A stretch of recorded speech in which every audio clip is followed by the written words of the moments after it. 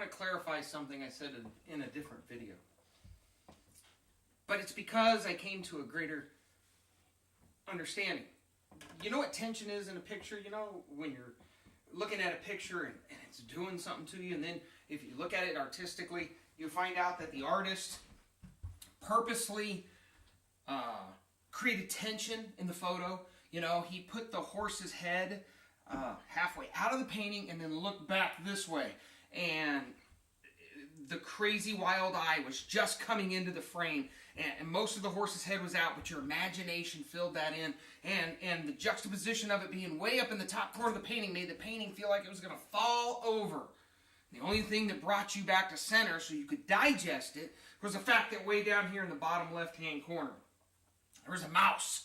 And this is just a hilarious painting because if you don't see the mouse, for that moment your tension is just building. And it doesn't stop building until you see the mouse. And then the funny part of the painting would be then you look really close at the horse's eye and you see the mouse painted in the eye of the horse. And it's a crazy eye. You know, the horse is like, that is tension. And the reason that works, I think, can be described like this. And this is just, maybe it's one perspective.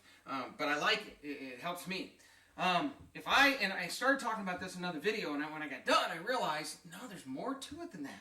So I'm going to pick, I've got a outlet a few feet away, and I'm going to pick that to look at, and I'm going to hold my hand out. That's not far enough away. I'm going to look, oh, beautiful.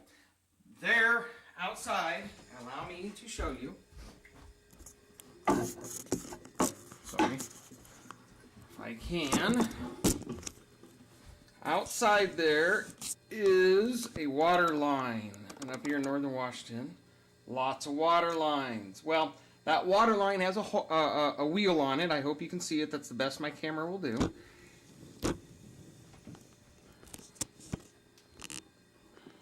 It has a wheel on it, and I'm going to stare at that wheel. Are we good? Okay, so that's what I'm going to do. I'm going to stare at that wheel. I'm going to hold my hand out here. Now what happens is I see two hands, and as a kid, you do this all the time. You stare at your... You always know a kid's bright and is really thinking when you watch him catch his nose for the first time. If you catch it for the first time. Sometimes you just catch it, you know, you'd be like, oh, he must have been doing that for a while. But, well, if he's sitting there looking like this with his eyes, you ever do that? If your kids are doing that, they're probably geniuses. They probably have a very high IQ, or at least above average, and their way of thinking may not be as fundamental and structured as you would be comfortable with. If you see your kid doing this, ask him if he's looking at his nose, because that's just the cool thing. So you're looking at that wheel, and you can see two hands. I mean, I can't even point. The whole thing's out of focus, right? You can see two hands. That's because you got two eyes, and light travels straight, and they're picking up. They're going all the way down there to that little wheel, and they're picking up the two hands that you're seeing. And this is kind of how a camera works. I'm not telling you. In fact, I'm doing a poor job of describing what is ultimately your aperture. Anyhow, let's just go back to the model or the theory that I'm working on. So I can see the wheel. I see two hands. That is a frame of reference. And for me, that is how it's supposed to look. Because my two eyes are going straight there. Now, what happens is if all of a sudden the reference material, which on a camera would be your lens, but if all of a sudden I start moving it aside from where I'm looking, that hand, as long as I keep my focus over there, that degree of difference starts making my hand get shorter and shorter. That's what I said in the last video. However, what makes the tension isn't so much that your hands are getting closer and closer together. It's because they're leaving the point of reference that they consider normal.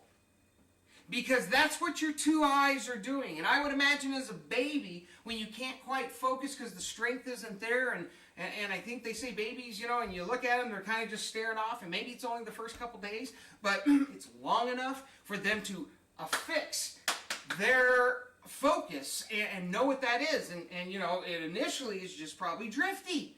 And then he starts going, oh, what's going on? And he starts focusing on things and recording things, and you know, immediately from that point on, the fifth arena of the subconscious is being programmed. And when I do that, I'm going all the way back to a maternal instinct, an initial into this world instinct for a frame of reference. And I'm hitting all that history all the way back to that frame of reference. And here's what happens.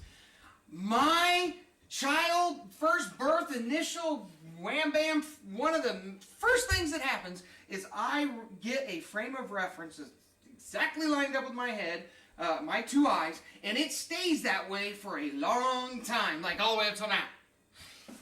As soon as you take me off of that, the distance I can sense. I don't have to notice it and measure it and give you a centimeter distance. I know it and you know it because it's tied to us all the way back to when we still probably had hold of mama on that cord. And we go all the way back through our history. When we do, that light that travels all the way back through that light is your perspective. Because it's tainted and blessed all the way along the path. And if you haven't cleared out the bad stuff, it's tainted in such a disgusting way that it totally kills the physical arena and cripples you to be able to finish anything, do anything, get down the line, make a commitment, whatever your issues are.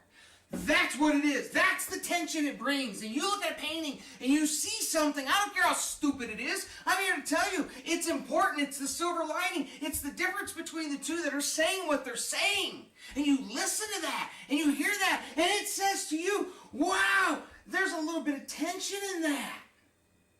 There's political tension in that. Woo!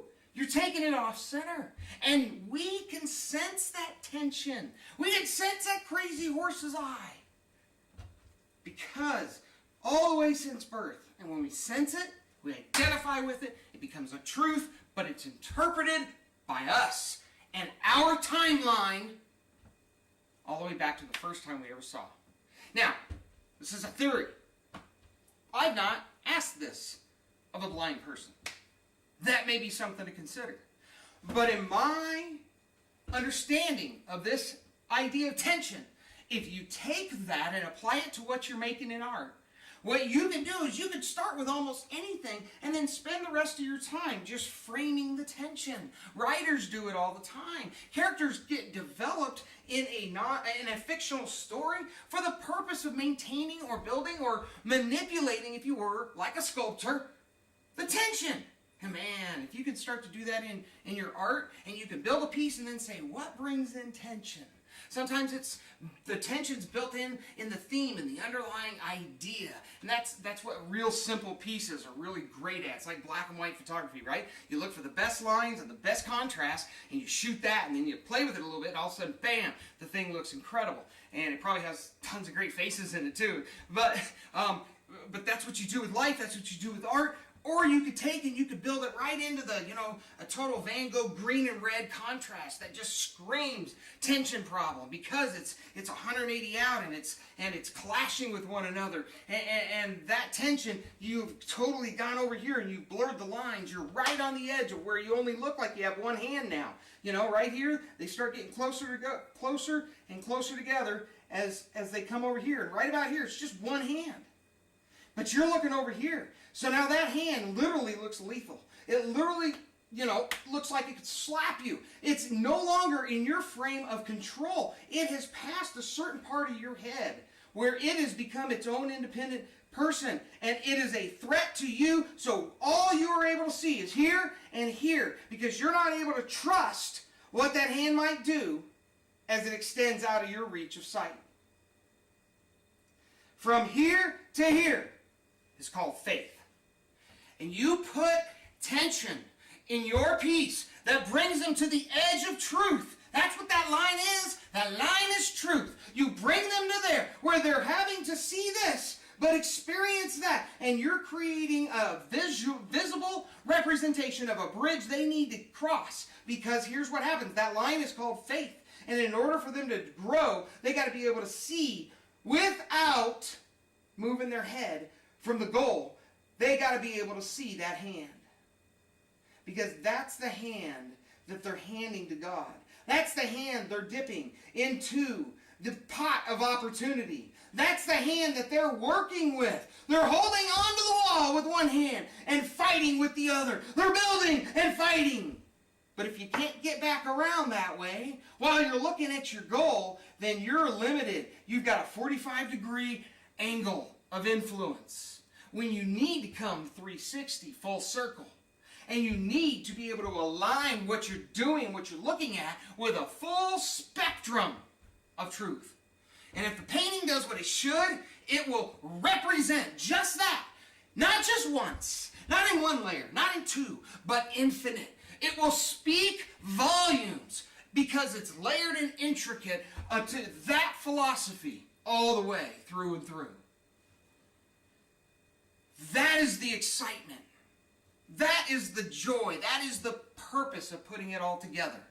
Is so that you can hear those resonant voices speaking words of truth, and you can understand that you'll apply them to all 7 arenas. You'll align yourself, and now when you perceive the vision and the goal, it is coming through a fiber optic cable of truth and of clarity that is absolutely crystal clear. And it's not being impeded by all those things in your history simply because you've aligned your 7 arenas with truth for even yea but a moment. And during that moment, some concept came through.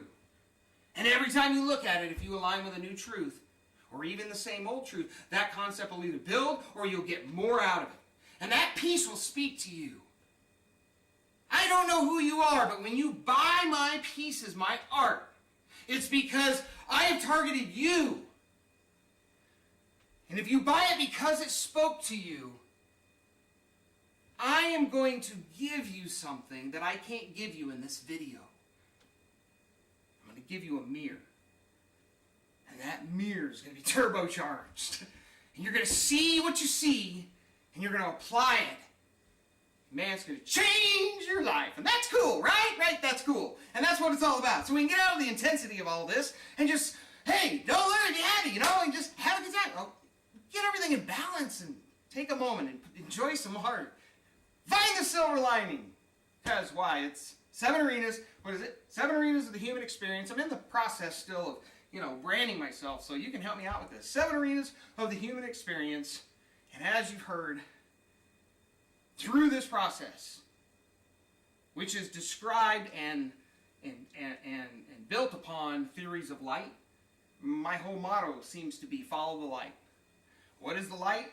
I'm defining it. I'm defining how you can I'm giving you a framework, a reference for light, for containing your own light, for understanding it. You decide what you put in that framework. And from that, you will have your own snapshot of now and eternity.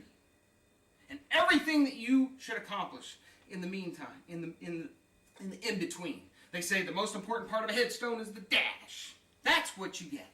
You get a blueprint for the dash. Hey, that's good marketing. All right, so I have nothing to show you. I just wanted to rattle, and I hope this rattle will pay off in somebody going, hey, I like it. All right.